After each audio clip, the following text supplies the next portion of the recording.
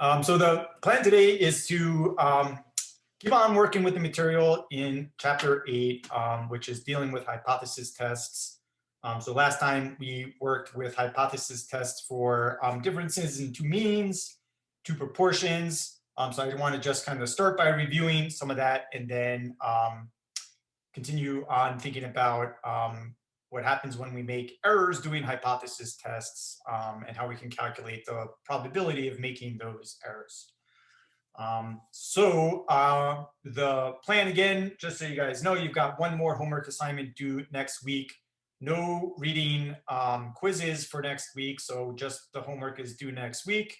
I anticipate we'll get through all of the material that you need for the homework today, actually. So you should be able to finish that up early in the week if you like to. And then we'll do some additional stuff on Monday. And then on Wednesday, I'm not planning to do any new material, but just, have an exam session, problem session, if you want to start getting ready for our third exam. So I posted a couple announcements about the FCQs. So please do complete your course evaluations. This is for everybody, the folks that are not here on Zoom watching these things. I'll put the link in the YouTube video, below the YouTube video. So definitely please complete those FCQs. We had about 20% response rate. If we get that up to 80, get some extra points. We've got 17 people in the class, so we have a small margin of error. So if I can get 15, 16, out of 18 or out of 17, that'll do it. So please do get your feedback in about that. Okay, so last time, let's see, we stopped at this point. So we had just done a difference of two means and a difference of two proportions. We did a couple of those examples. So I want to start out, I'm going to open up a poll. Just have you think about, this is what we do as statisticians, like here's a data set, the North Carolina births data set, and there are several variables in that data set. So we've seen this data set before. So it records things like tobacco use, alcohol use, the gender of the baby, how much the baby weighed, how long was the gestation period, all of those sorts of things. So if you're working with a data set like this, we've been dealing with examples where I give you a question and you have to put together a test. But when you're on your own, no one tells you what is the question that is of interest for a data set. So I do think it's a good exercise to kind of look at a data set, look at the variables in a data set, and then start to think about what would be good statistical questions to ask that we could ask and test based on that data set. So I've got a poll here, and basically I have 4 questions. It's the same 4 questions in every part. What you would want to do is say, question 1 is saying, which of the following is a possible claim to test a difference of two means? Like one of those 4 questions would be something that could be tested using a difference of two means. So for the first one, so if we want to think about testing a difference of two means, this means we're doing a test on a numerical variable, right? We usually summarize numerical variables with means and categorical variables with proportions. So that's kind of a key thing to hone in on here. So if we're looking to do a test on two means, that means, first of all, we should be splitting the data into 2 groups. And then we should be comparing some numerical variable for those 2 groups. And that's what we've got over here. So here we could say is the gestation period.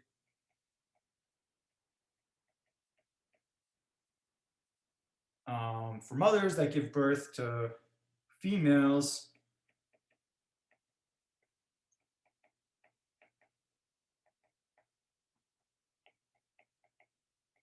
So basically, does the gestation period differ depending on the gender of the baby assigned to the baby? There's an R Markdown file that I put up in canvas called chapter 8 practice or something like that. So I'm actually going to use that place to kind of store my work for this. The second one was asking which would be a test of a difference of proportions. So here we would be splitting the data into two groups based on some categorical variable typically. And then we're going to compare some categorical variable for those two groups. So for example, we're thinking about smoking is a categorical variable, yes or no, and the gender of the baby is a categorical variable.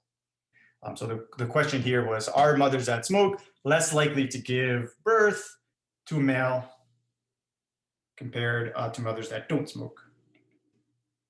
And it'd be definitely a good exercise for you to actually write out the hypotheses that you would use for in each of these situations. I won't get into that. We did a lot of work on the hypotheses last time. To come up with a test for a difference of a single mean out of the options that we had up here, the one that would have been a single mean is the mean weight of newborns in North Carolina, different the national average, which is 3,500 grams. On the last one, that's right. Over here, we've got is the proportion of newborns assigned female at birth, is it greater than 50%? These are just some examples. You can come up with others. And I would highly encourage you to think about this. You'll see something like this on your last exam. Here's a data set. Here are some variables. You tell me what test you want to do. So you'll have to generate the statistical questions there. So I'll just kind of put a little reminder here to be sure you take a look at this. Practice this for exam 3. As practice, I would say, write out the hypotheses for each of these tests and give that a practice. What I want to do is talk about how we could actually do the tests on those. So in A, that was one where we wanted to do a test for two different means. And so notice this data set, North Carolina births, right? That's in resampled data. So this is a case where we have the raw data, so we could use these built-in functions in R to do these tests for us. And so how the t-test function works is we first enter like what is the numerical variable that we're calculating the mean for, and that in this case is gestation. Then it's what's the categorical variable that how we're splitting the sample into two independent groups, and we're doing that based on gender. And then we enter where the data set is. And if you have some other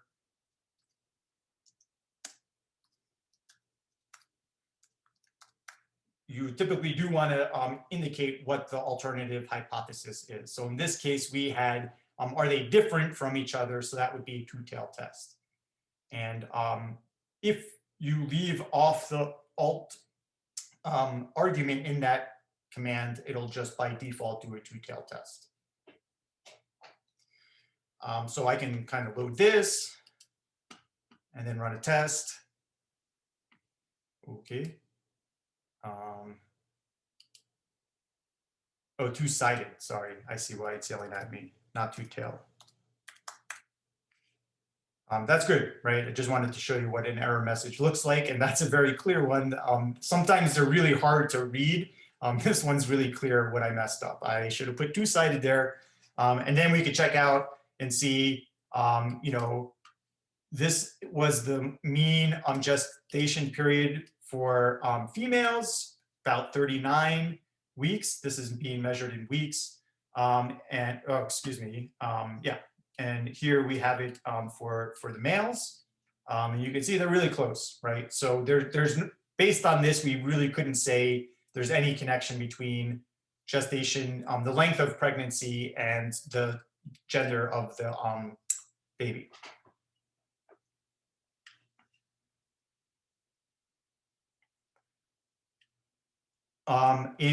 Sorry, any questions about that? And I'll put up the solutions if you're kind of just following along and not getting all this down. In part B, this was one where we wanted to do a difference of two proportions. So we would want to use the prop test here. And here we have to do a little bit of work. So for prop test, remember, we enter in the number of successes in each group and then the number, the total size of each group. And so for that, we need to count that up. And so what I did here is I subset the data by tobacco group, right? So this is my group of smokers. This is the group of non-smokers. And for each of those groups, I just pulled off the gender of the newborn. So this is counting up the number of male babies that were born in the smokers group. And this is counting up the number of male babies that were born in the non-smoking group. So I have a double equal sign here because I want to say I'm comparing it to a text string over here as opposed to a number.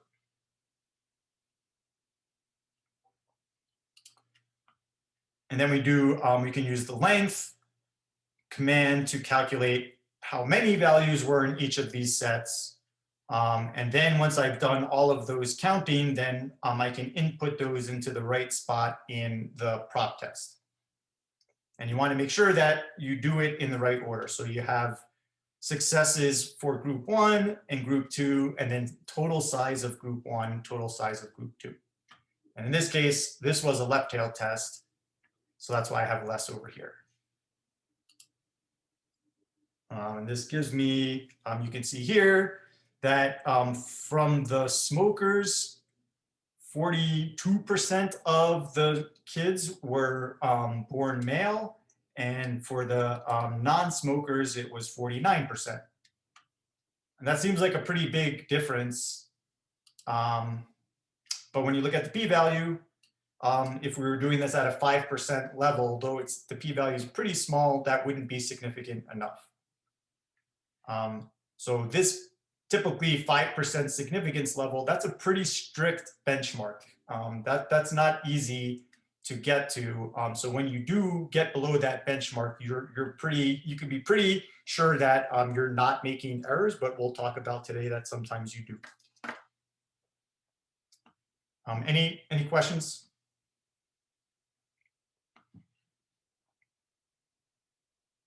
Going through these a little bit quickly, so please just feel free to ask me to slam on the brakes.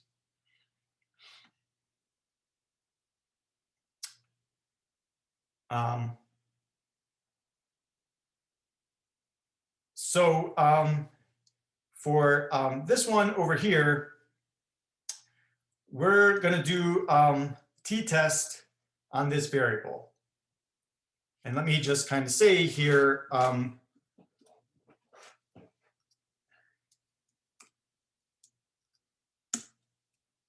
if we were typing out these, right, the null hypothesis would be like mu is equal to 3,500. And the alternative,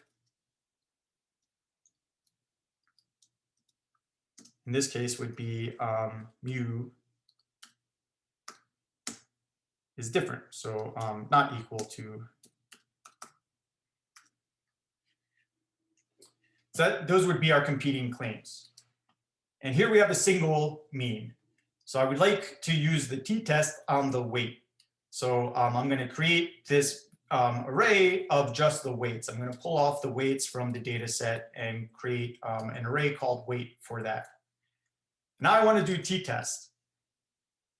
And there's a distinction between what we have over here. Let me clear this, and what we had up here. So when we had this hypothesis, when we're comparing two different means,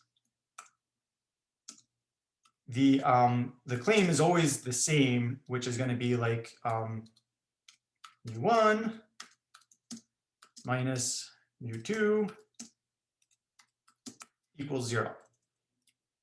And then some inequality for the other one.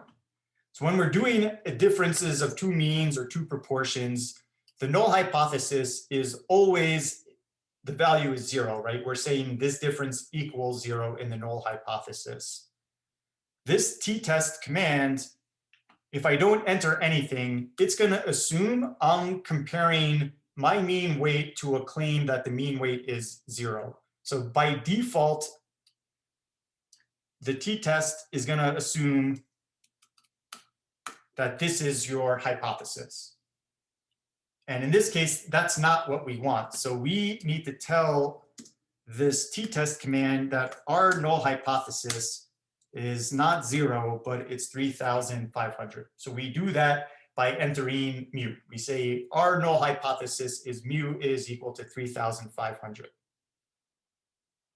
And perhaps we would need to use an alt argument if we were doing a one-tailed test, but we have a two-tailed test.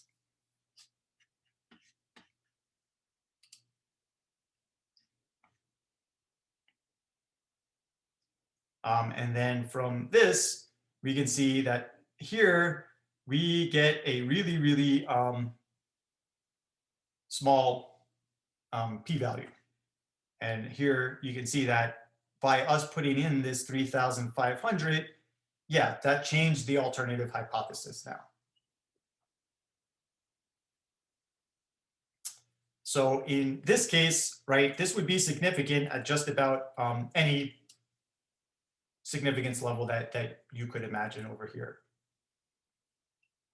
And one thing to point out is, if we were doing this test over here, we could reject the null hypothesis.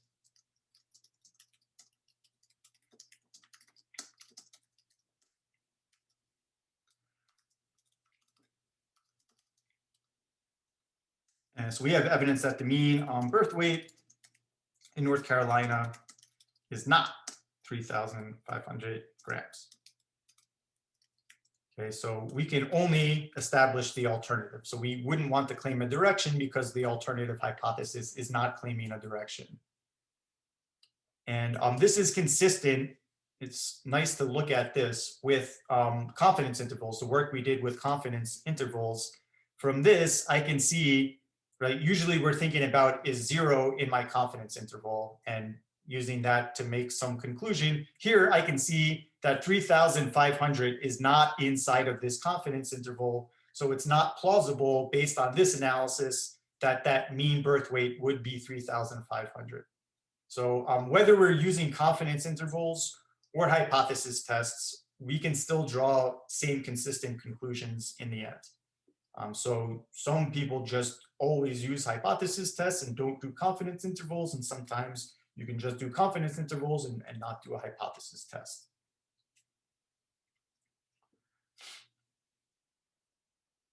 Any questions?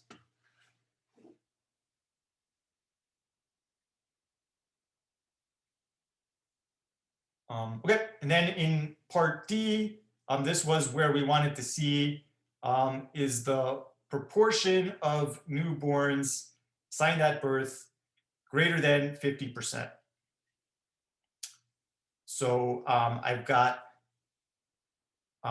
X over here, right? We're not splitting the group up. So we're just going to take all of the births in this data set, pull off the gender, and let's look at how many of the values in the gender variable were equal to female. And then we can count up the total number of observations in that group.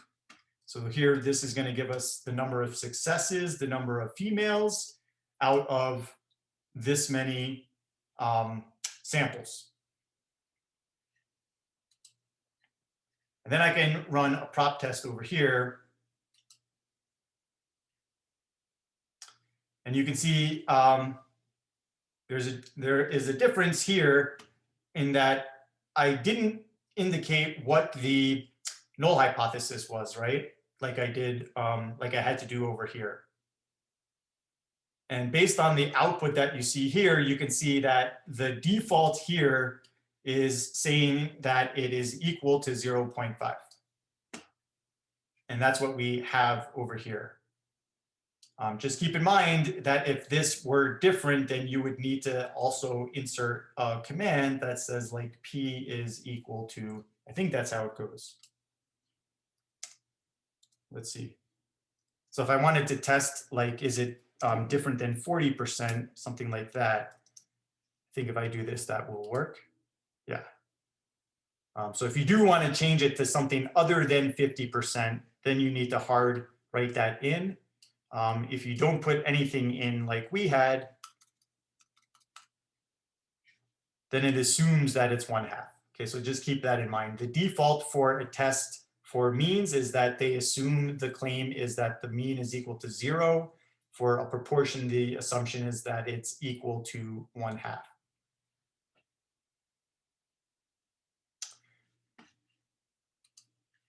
And so here we've got a p-value of like 15.1569. So we probably wouldn't have significant result from this. So yeah, we're here. All we're saying is that it seems like the 50-50 was about right for the number of males and females.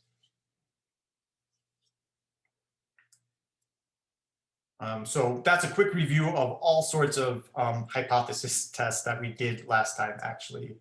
So I would say, again, like on the exam, you guys should be prepared to take a data set and say, hey, come up with a statistical question that could be tested by a difference of two means, and generate that question on your own.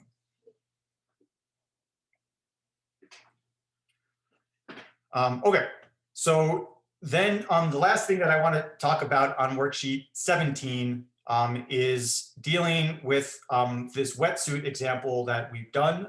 So kind of the setup of the problem is in the PDF, but if you remember, this is relating to those kind of newer swimsuits that they came out with, say about 10 years ago, and they wanted to see whether these swimsuits had any effect on how fast people can swim. So this was a matched pair example where they took swimmer 1, they said, let's swim with this wetsuit on, let's see how fast you go. Let's swim with a regular bathing suit on, let's see how fast you go, and then let's look at the difference. And so when we're doing a hypothesis test for a difference in means, essentially what you do is you want to enter your data carefully so that it's lined up, so you have your pairs that are matched. And then you create an array of the differences in each of these pairs. So I can run this stuff over here. And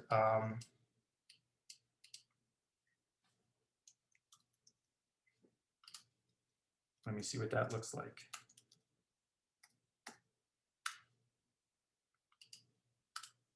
Right, and so here are the 12 differences that we have from those 12 swimmers.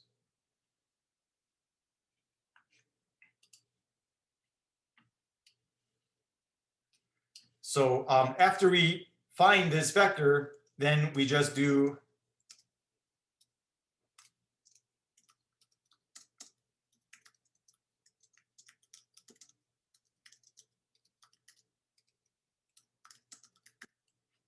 a test on a single mean just using this vector that I call difference here. So you just do a test for a single mean. That mean is the differences. So when you're doing a hypothesis test for matched pairs, first of all,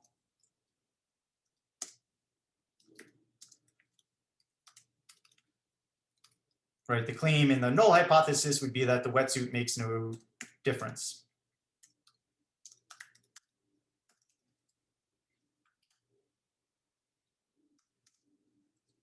And we say this using mu sub d. So we're going to claim that the average of all of these differences is 0, and the alternative is that it does make a difference.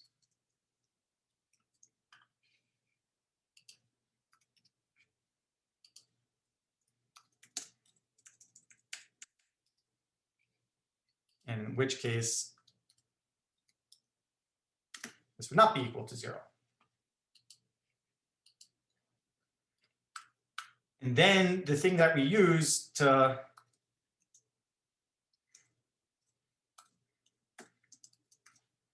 base that decision upon would be looking at the mean of the paired differences. That's what we usually denote with an X bar with a subscript D for difference. And that's just going to be this right here, right? That's going to be the mean of the difference. This is obviously not going to calculate it correctly since I'm not in R, but that's just the mean of our differences.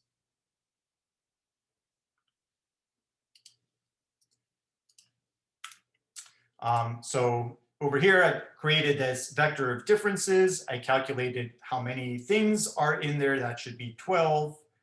What's the mean of my differences? What's the standard deviation of those differences? And then the standard error, I calculate the same way as we did for a single mean, which is standard deviation from the sample over the square root of the sample size. And then to calculate the test statistic, we do the observed sample minus the null claim, and that we get up here. So that's where the 0 is, although you obviously don't need to put the 0 in there. And then we divide that by the standard error. So we want to know how many standard errors away from the null claim was my observed sample. And that's what the test statistic measures. And then we calculate the p-value, in this case, using a t-distribution with n-1 degrees of freedom. So that comes out to, remember, this is scientific notation, a very, very small value here. So the p-value here is basically 0. So this tells us that the swimsuit is indeed making a difference. Or you could use the t-test like we did before, and it's just nice to see, right? We're getting the same p-value regardless, right? This is the way that R does it anyway.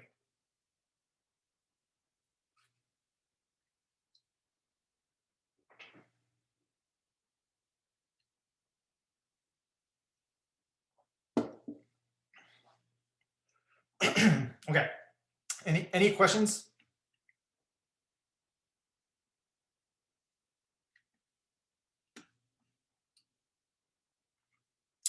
Okay, I will post up these solutions. Let me save this after class for you guys to compare. So I think for the rest of the time, we could probably stick in the PDF. We won't need to use R too much.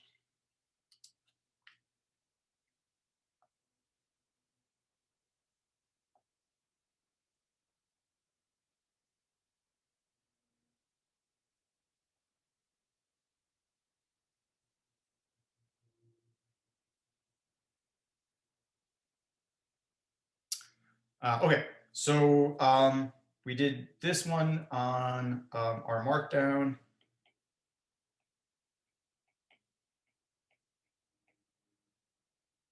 Okay, so here we are over here, and this is worksheet 18. This is the next worksheet.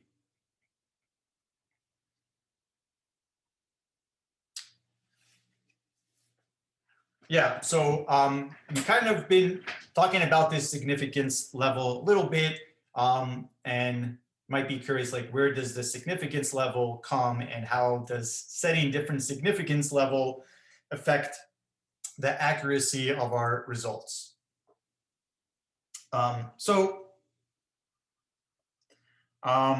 You know, unfortunately, sometimes we make the wrong decision even when we do the right analysis. So I want to kind of just categorize what those errors look like. And so this was kind of what happened in the video that you guys read for or watched for today.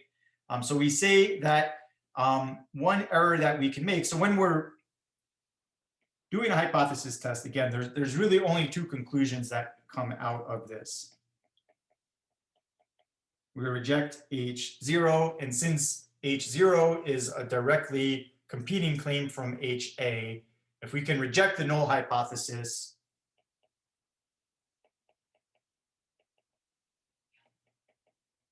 that means the alternative to that, HA, therefore should be true.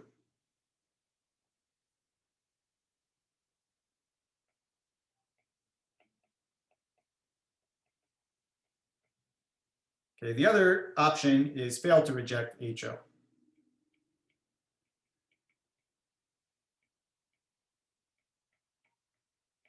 In which case, the test would be inconclusive.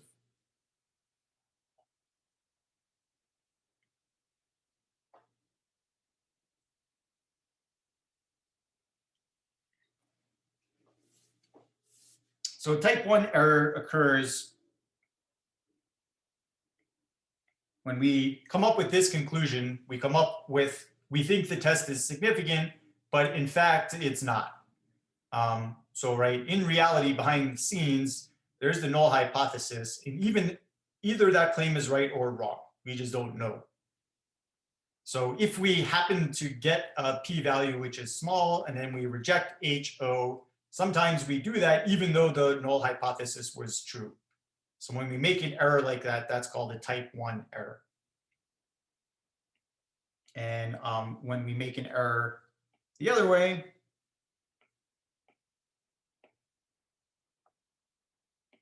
meaning when we come up with a result that the test is not statistically significant, so we don't reject HO, well, it's very possible that we should have, and that would have been a mistake. So when we fail to reject HO, even though HO is false, that would be a mistake. So these are the two types of errors, and this illustrating thing has been used in statistics for the ages. This kind of illustration of a false positive versus a false negative. So when you're thinking about type 1 errors, it's a false positive, right? You came up with a result that the test was significant, a positive result, when in fact you should have gotten an inconclusive result.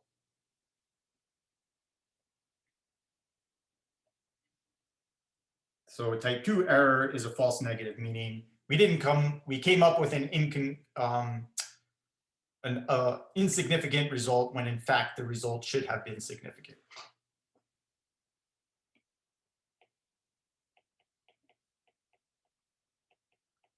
So here is a picture of a false positive, and here is a picture of a false negative.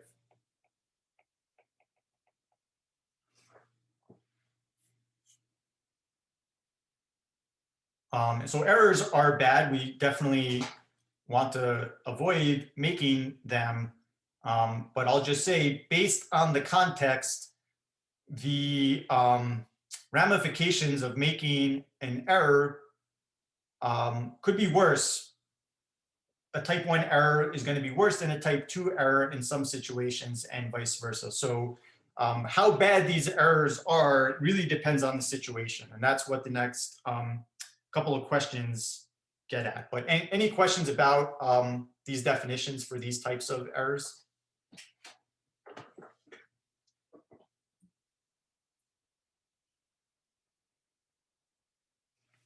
Okay, so we've got type 1 is a false positive.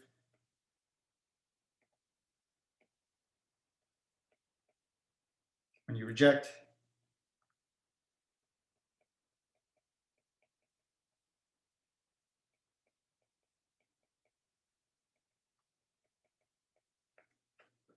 okay, so that's one mistake. And again, the other would be the other way around. Think about the following example, with like an organ donor. So they're doing a test to see whether a donated organ is a match for a recipient of the organ. So HO, the boring claim is that the organ is not a match. That's typically what happens. It's pretty exceptional to get a match. So the alternative hypothesis, the thing that they would hope to get is a match. They will hope that the organ is a match.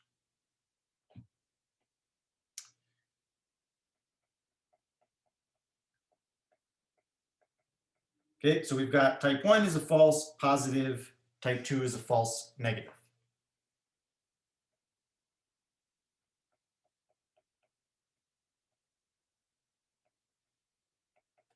So if we make a type 1 error, what would happen in this example? You want to kind of explain that in practical terms?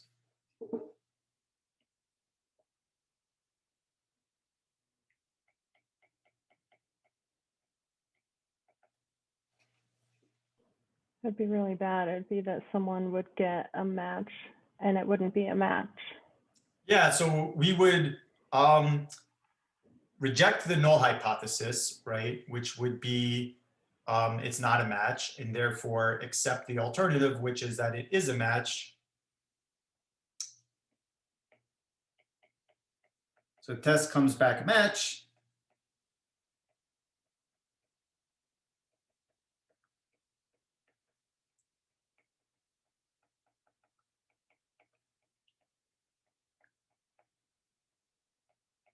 But actually the organ isn't a match for the recipient.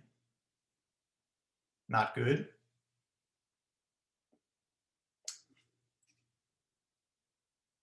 And for the type 2 one, right, this would come back with a test comes back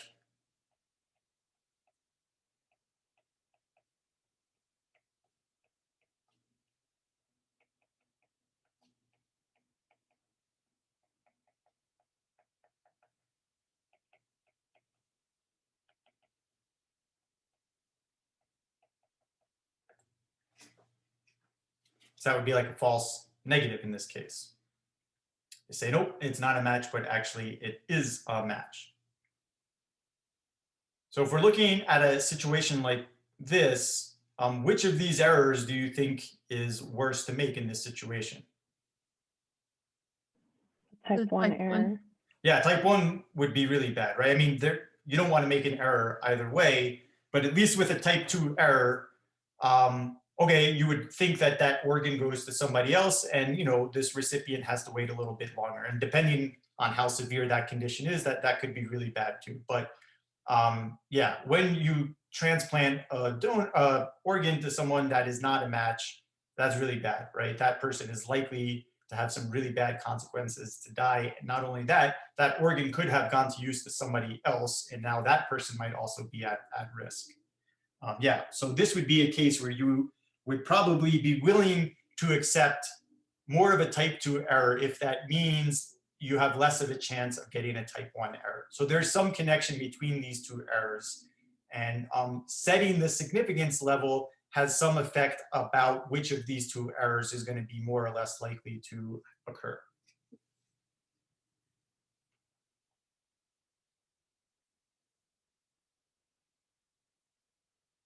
Okay, so let's think about this one. So question 3, similar exercise, like what would a type 1 error look like? What would a type 2 error look like? Which one do you think is worse?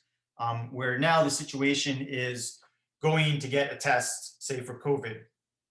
And the boring claim would be that you don't have it when you go to get tested. The alternative would be that you do have COVID-19. And then let's think about what would happen if you make an error in this test, and how bad would those consequences be? So I'll give you guys a chance to think about it on your own.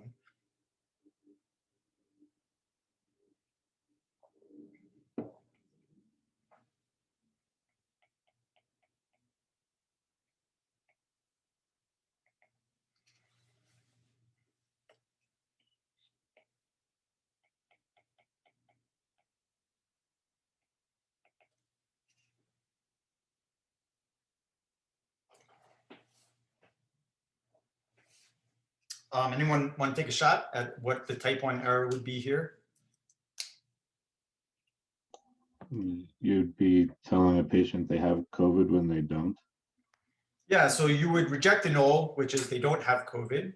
So therefore the alternative is they do have COVID, but that's wrong. They actually don't have COVID, right? The null hypothesis was true.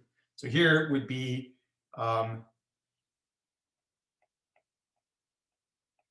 somebody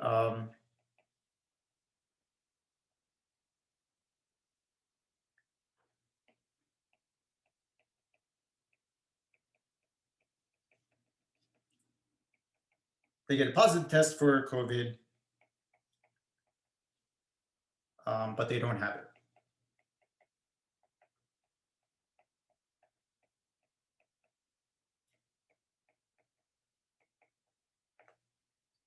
And what would the type 2 be in this case then? If they don't have it, what they actually do. Yeah, so they get a test, test comes back negative.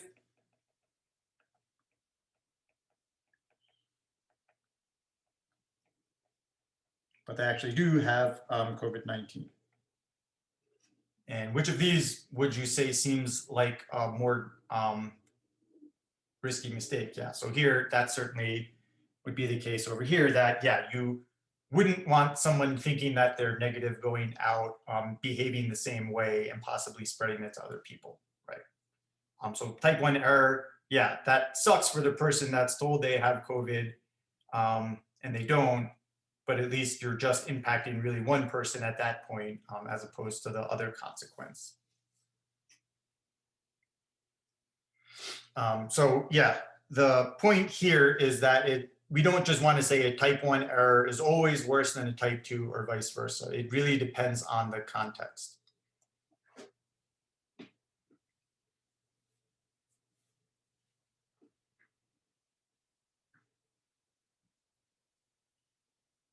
Okay. So any questions about these notions? I think it's really nice to like take a look at them in the context to get a sense of, you know, what the consequences are for making these errors. Okay, so let's do a couple of calculations then to see how we can calculate how likely we are to make different errors in different circumstances. So question number 4, we're looking at cholesterol levels of men. And we know that for a man with healthy cholesterol level, that their mean cholesterol level is 180 with a standard deviation of 20. And by definition, we say that a man is predisposed to have a heart disease, heart condition, if their mean cholesterol level, the population of those men, that population has a mean cholesterol level of 300, standard deviation of 30. And this is the kind of cutoff to denote a healthy male from a male with a heart condition, predisposed to heart disease.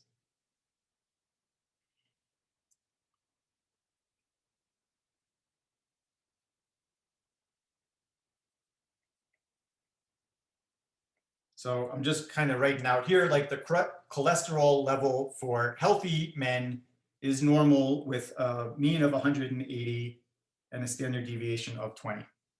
So this is a population. This is not a sample now.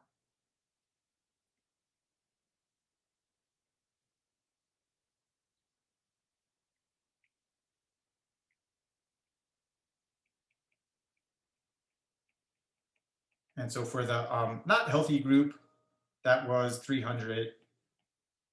It was normally distributed 330.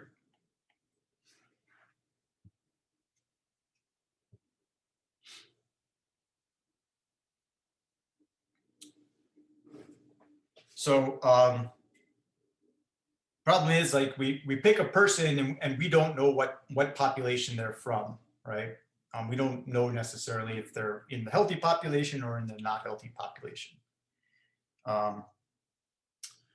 So part A is saying, okay, if we were to set up hypotheses here, kind of the null claim would probably be something like the person is healthy.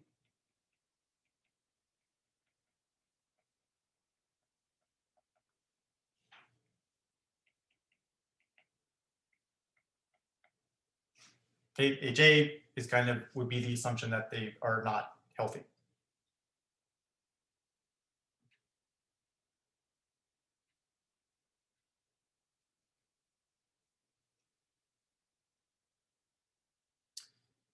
So over here, we're saying, okay, given that a man is healthy,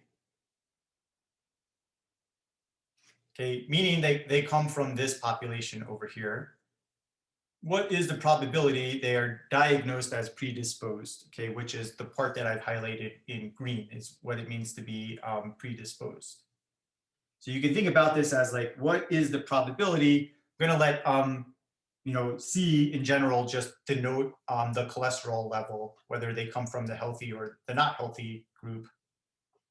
So what is the probability that the cholesterol level is bigger than or equal to 225, since that's what it means to be predisposed?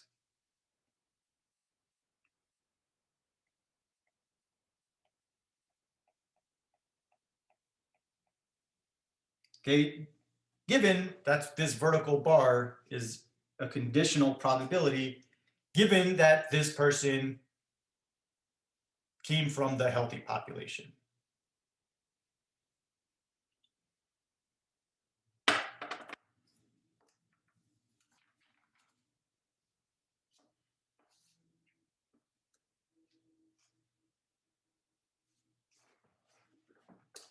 So to calculate this, we got a normal distribution.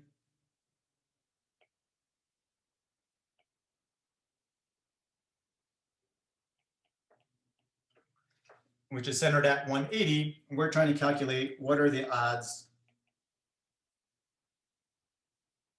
that the cholesterol is bigger than or equal to 225.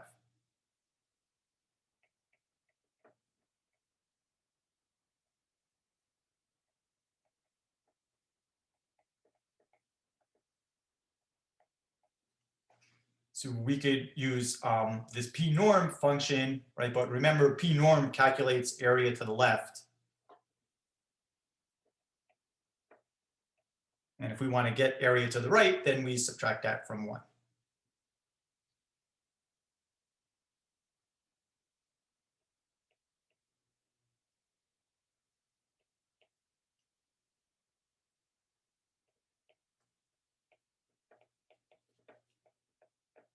So you can double check that. That comes out to about 1.22%.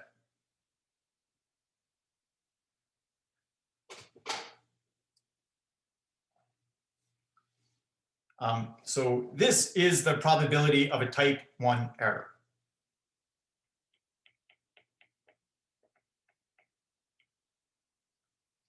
In this case, right?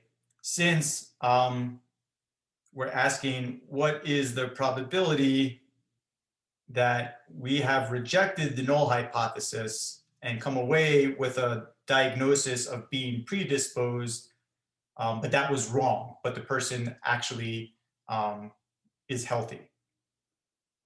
So that's what this is doing. So what is the probability that if we pick out of the population of healthy people that we would pick someone that is predisposed? And we can see not very likely.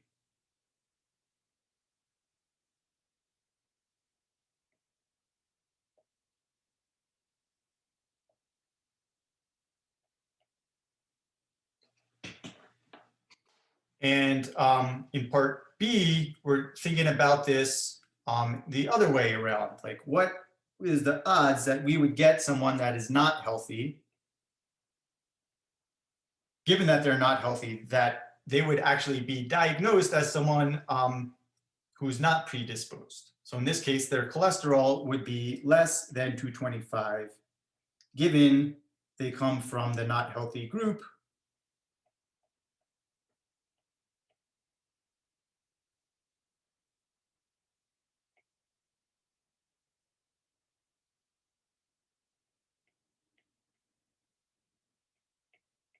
Okay, so now we're thinking about the population of people that are unhealthy when it comes to cholesterol level. Their mean cholesterol is 300. And now we want to know, how likely is it that someone who's predisposed has a cholesterol level that's less than 225 that wouldn't be identified as having predisposition to heart disease?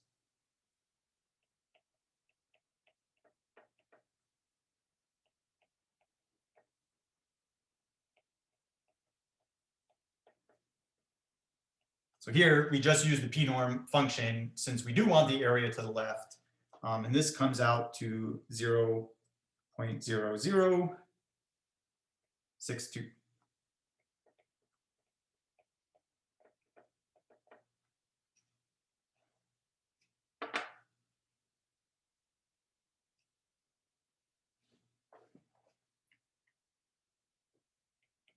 and I'm answering the part C here, this would be a type 2 error.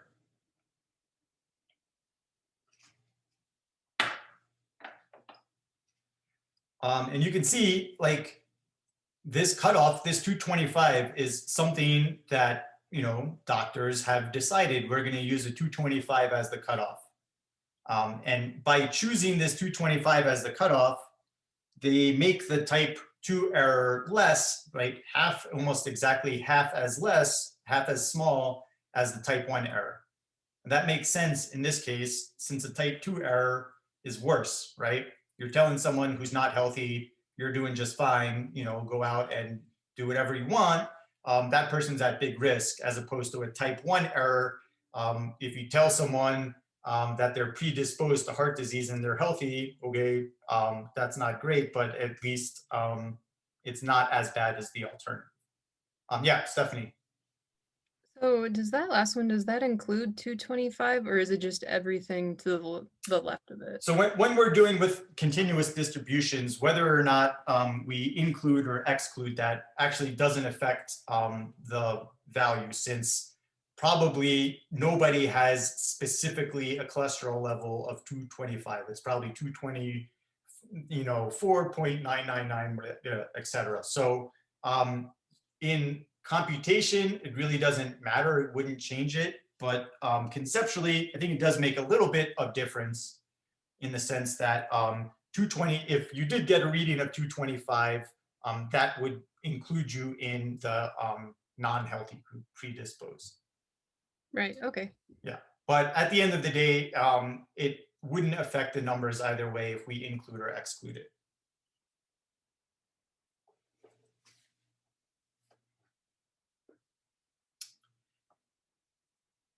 Okay, any other questions about this?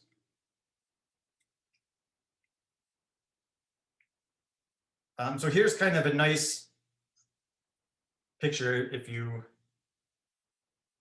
sorry, there's a delay. I keep trying to center it, and here we go. That kind of illustrates the relation between all of these. So I'll just say this is the illustration that we had in part B of the previous problem. This was the situation that we had in part A. So this yellow portion over here, that's the type 1 error that matches the first graph that we had.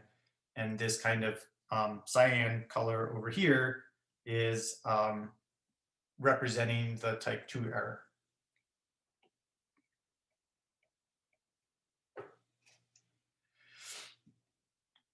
And this 225 was the cutoff. And you can see if we change this to, say, 230, then that's going to make the type 1 error less, but it's going to make the type 2 error greater.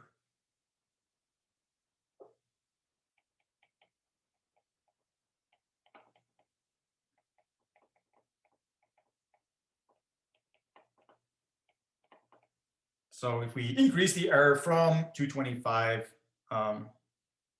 excuse me, increasing the cutoff from 225,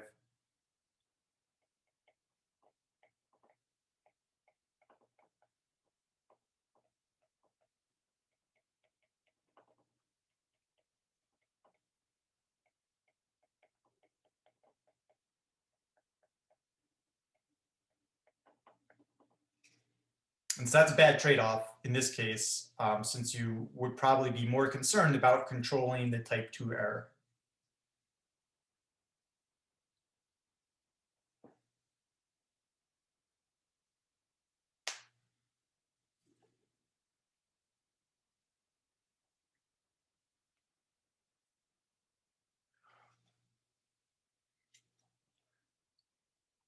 Okay, any other questions?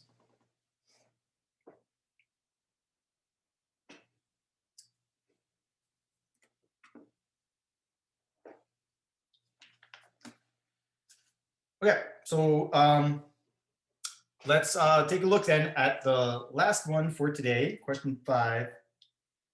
So here, this is usually something that we do in class together. I tell you to take a die, roll it a bunch of times, but we can't do that. So we'll pretend that we're doing that we're rolling die. So the idea here is let's just take a die that's not the typical 6-sided die. I have a bunch of 10-sided dice. So that's why I do this. So we'll take a 10-sided die. Let's say it's numbered from 0 up to 9. And P is going to represent the proportion of all rolls. Like if you were to do this an infinite number of times, that would land on an even number.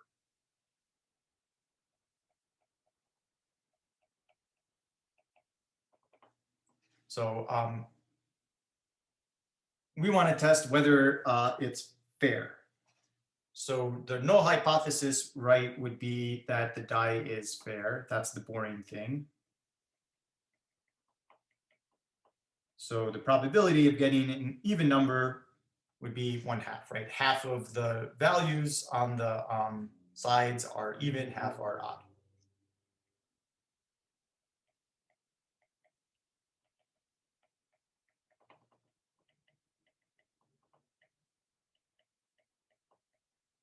And here we're not claiming a direction of the bias. We're not saying it's biased towards even numbers or it's biased towards odd numbers, just it's biased in some direction. So we wouldn't get 50%.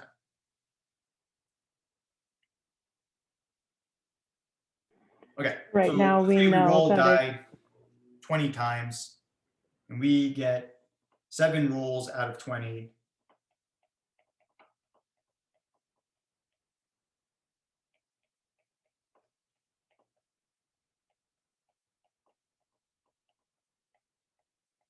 Right, so if we were rolling this 20 times, we would expect to get 10, right? That would be the most common thing.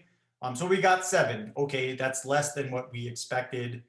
Is that just due to the randomness? If I rolled it a bunch more times, it would even out, or is the die biased, right? And that's a subtle question.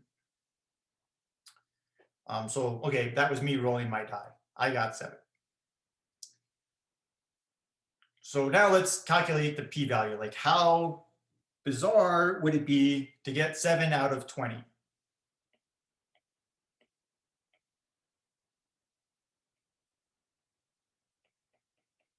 Okay, if we assume the null hypothesis is true. So the p-value is going to be the probability of getting 7 or something even more extreme.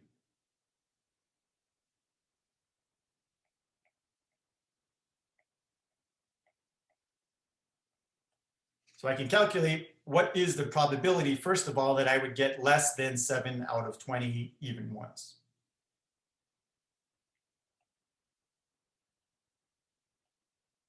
And what distribution do you think is at play on the underlying the probabilities here? would be binomial, right? Yep, that's right, exactly, good. So here we've got X in general would be a binomial distribution. The number of even rolls, we've got 20 trials, and each trial we have a 50-50 chance of getting something even or something odd.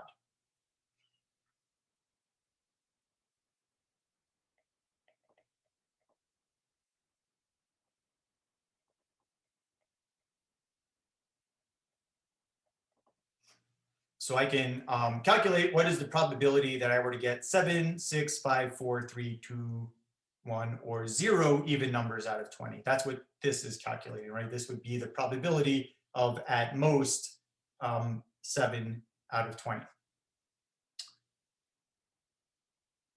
And so in R, this comes out to this, right? But because we have a two-tailed test, we would also want to consider things that are equally as biased in the other direction. So we want to also include extreme results in the right tail. And since binomial distributions are symmetric, we can just double the previous calculation.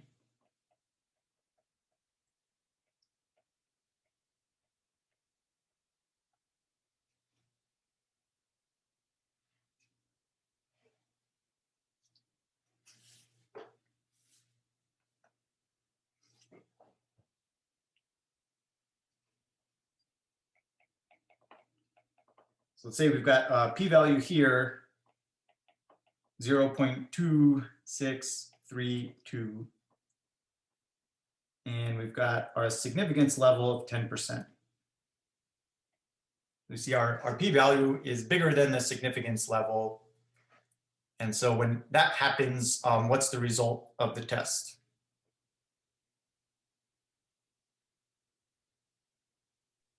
Fail to reject. Yep, great, thank you. That's when we have an inconclusive result.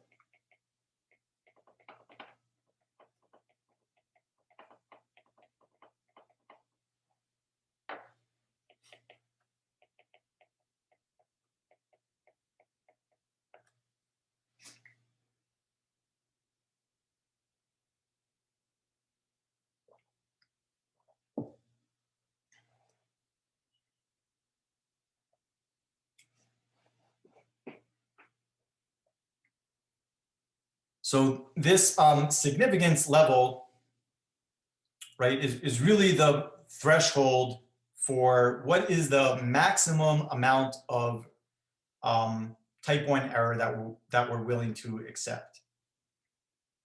So that's how people might think about the significance level. And depending on how drastic it would be to make a type 1 error, you might want to set your significance level higher or smaller.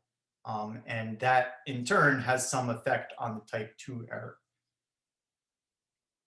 So when you increase the significance level, you're setting a higher threshold for type 1. You're allowing a higher threshold for type 1 errors, but then you would be reducing the likelihood of a type 2 error.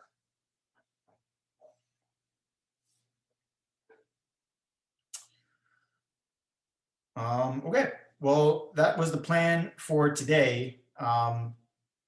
You definitely have, excuse me, the tools that you guys need to get through all of the homework problems. So feel free to get going on as much of that as you like. We've got office hours tomorrow, and then we'll do some additional stuff on Monday that will be on the exam, but is not on the homework assignment. I just want you to know that.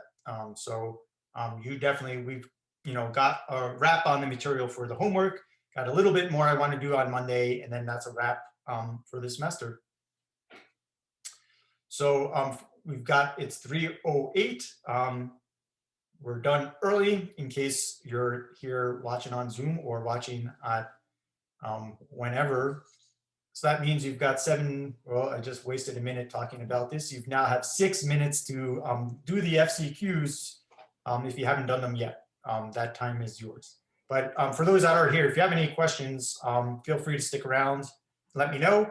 Otherwise, have a nice weekend if I don't see you tomorrow. And yeah, I'll see you on Monday. No reading quiz for Monday.